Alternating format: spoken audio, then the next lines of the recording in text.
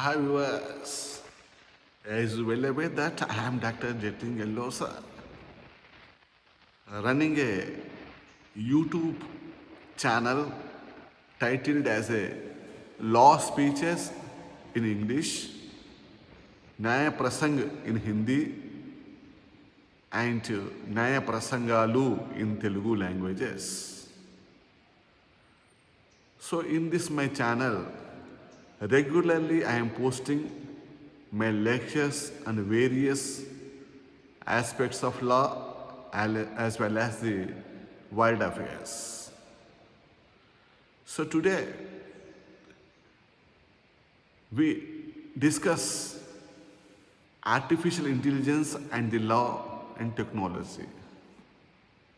You know, we are governed by law 26 into 7 and 365 days from birth to death, even after the death. So societies have been changing.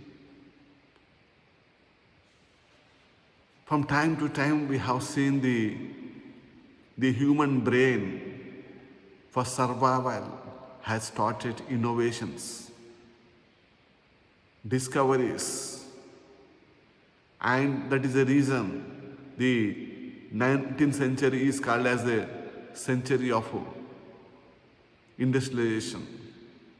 The 20th century is called as a century of computers. Now we have in the 21st century. Now we have new things have been emerged worldwide, like artificial intelligence, data science, etc. So these innovations have been, in addition to law, also been one way or the other regulating our behavior and helping us in every way. So artificial intelligence is a intelligence created basing upon the algorithms, statistical inferences.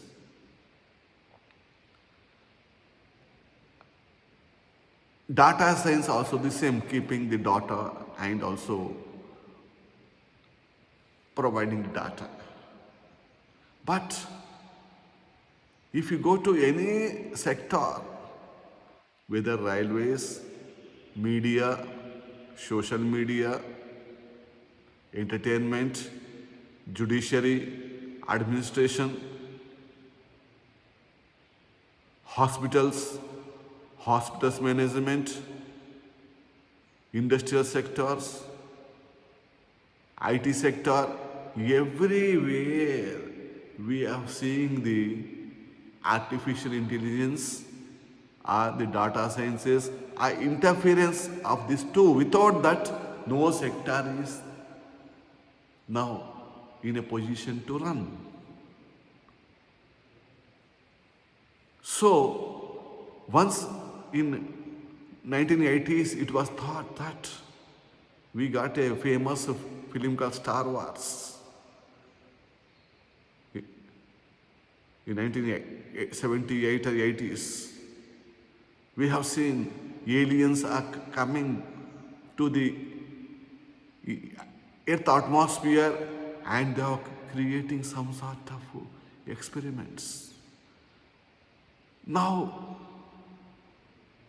they're using some technology that is beyond our comprehension.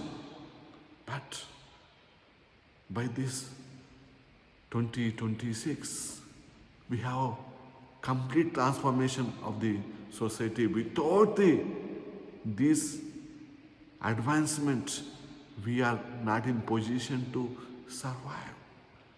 So, every sector is governed by artificial intelligence, data science, so on, so forth.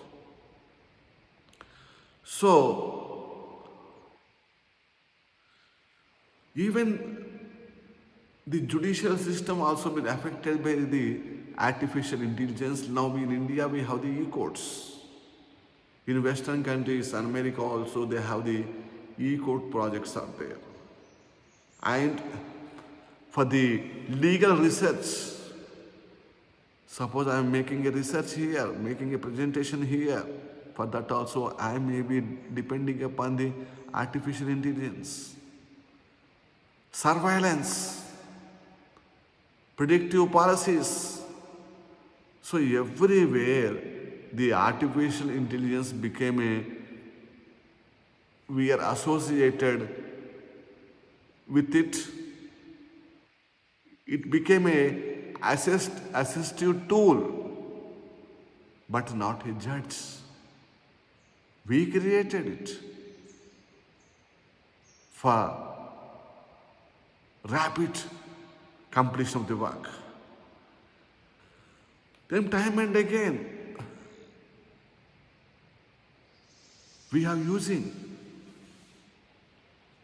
in the legal field widely for making drafting of the plaintiff's written statements, or preparing the arguments, or preparing the finding the case laws. Even in Western countries, judgments or orders have been given by the artificial intelligence. But in India, though we are using it, but the things have not gone up to that level.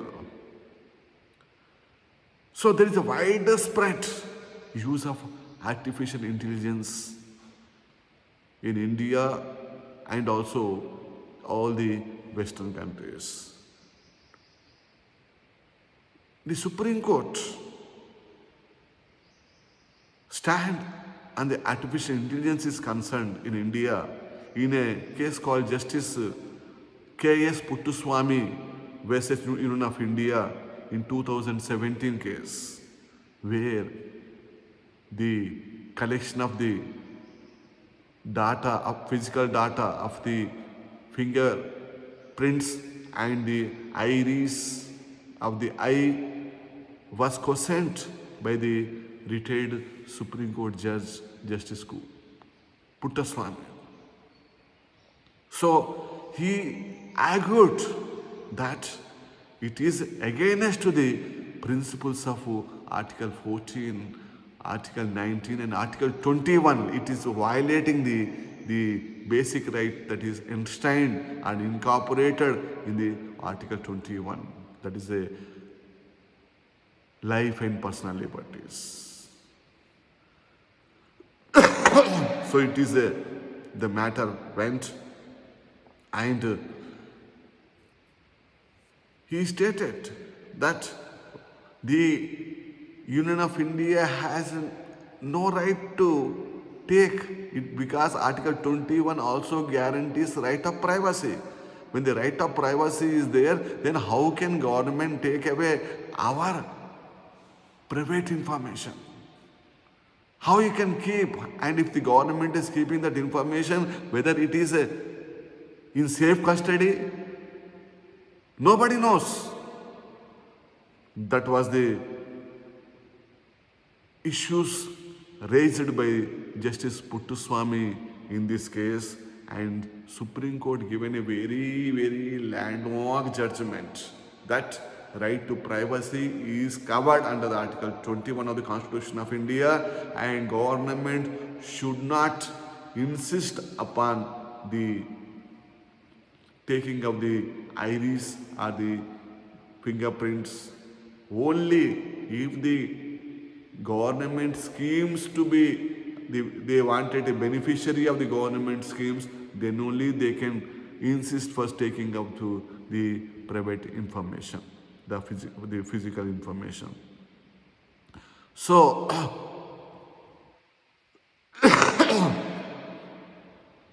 so here, artificial intelligence system collecting or processing personal data must pass the Puttuswamy case.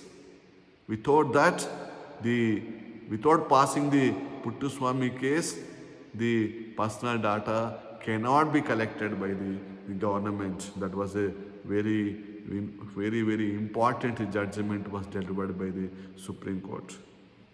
Then we have technological restrictions and its proportionality. For that also, any restrictions are there for innovation. Then how it has to be proportionated. For that also we have the Supreme Court in 2020 has delivered a landmark judgment called Anuradha Bashin versus Union of India case in 1920. In this case, the Supreme Court has stated that technology-based restrictions must be within the reasonable. It should have some proportionality, from logicality should be there, then subjected to the judicial review. And the Supreme Court also stated that internet access or speech or movements cannot be operated secretly. It should be put into not into the public domain. It should be operated in secretly, but with taking lot of what it called safeguards. Without the safeguards, this technological automated things cannot be operated. Then whether the artificial intelligence we can use in the criminal justice system, for that also the Supreme Court has stated in a case called Selvi versus State of Karnataka 2010, that is a old case. The court held that in narco analytics cases, brain mapping cases, without consent of the person, it should not be done. So they have to take, the state prosecutors or police officials, they have to take the consent of the accused person, then only they can examine, or they have to take the permission of the court. Without that, they cannot be allowed. If it is nothing but violation of the Article 21 and 22 of the Constitution of India. That was clearly stated by the Supreme Court in this case.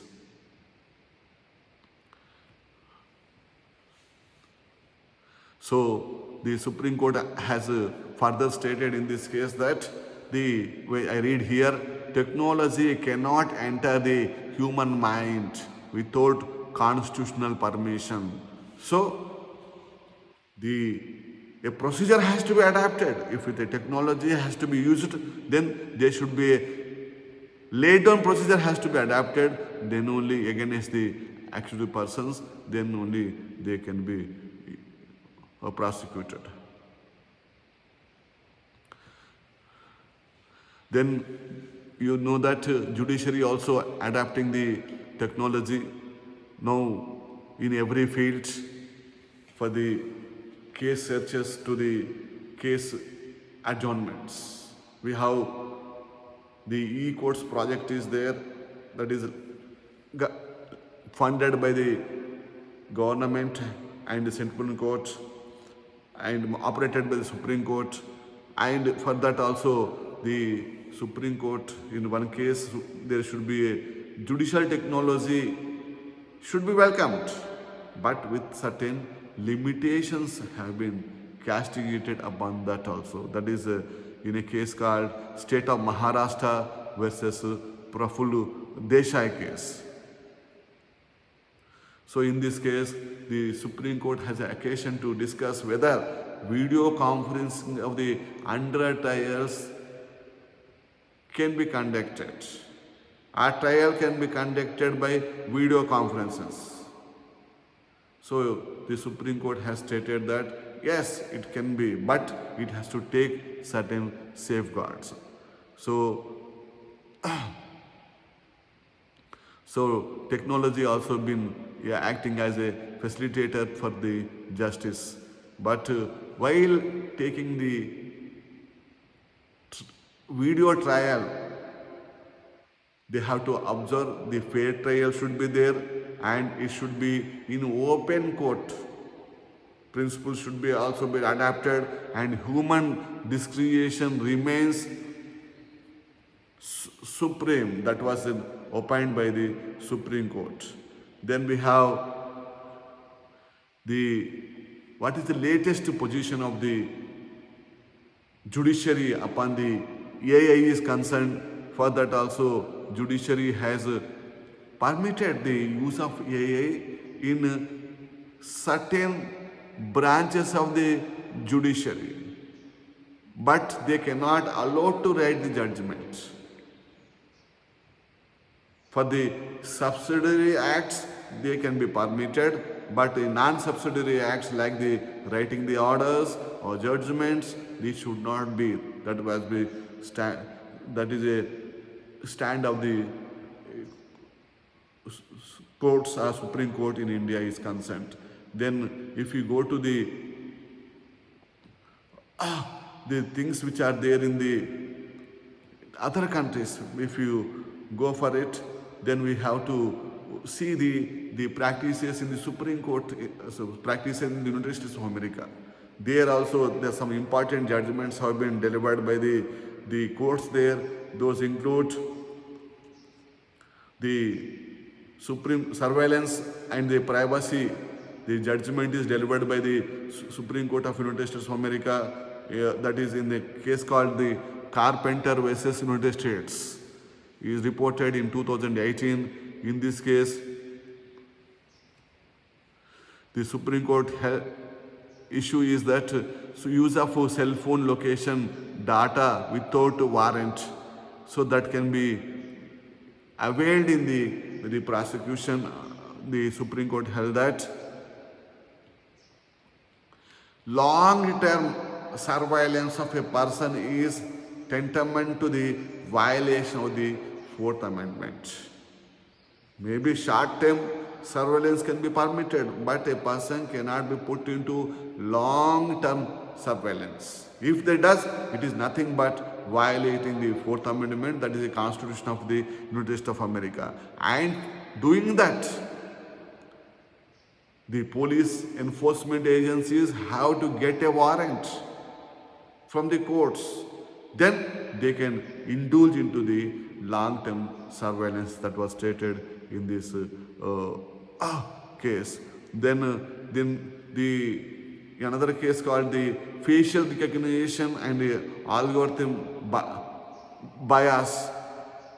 In this matter, the Supreme Court of Wisconsin State, like the case called, the name of the case is the State versus Loomis 2016. The Wisconsin Supreme Court has opined that the use of compass algorithm in sentencing, that can be used or not. For that, the Wisconsin Supreme Court opined that algorithms may assist, but cannot replace the judicial discretion. The courts cannot punish only basing upon the AI technology. Judicial discretion, the judges should exercise their mind. Without applying their mind, they cannot punish the accused persons. So that was a judgment delivered by the Wisconsin Supreme Court in that case. Then the AIS and also the discrimination, employment of equality opportunities. There also we have in United States of America, we have one more case is that EEOC versus iTutor Group Incorporated reported in 2022. The facts of the case is concerned, the AI has rejected the job application of a person basing that he is crossed the certain age, and that was questioned by the the petitioner in that case, and the the federal court of the USA has held that AI based selection is illegal. If they want to select, they have to apply their mind, and employees are under age discrimination in employment act. So they have the separate act is there. So employer liable under they have to follow the age discrimination and employment act. Then if you go to the US copyright law, there also with AI is concerned, we have some case laws are there. That is the Thaler versus United States Copyright Office report in 2023. The issue in this case is so AI has the right of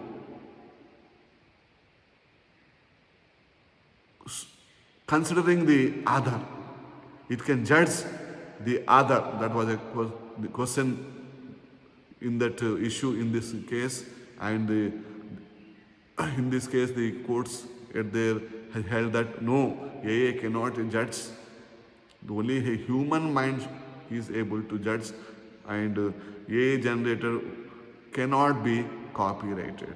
So a copyright, suppose a chat GPT or some other GPT, Gemini or some other thing is prefixity, maybe you creating certain thing, but that cannot be given the copyright in the as per the US law is concerned.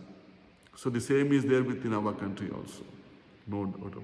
So AI, the last is that we have to see the AI and free speech and social algorithms.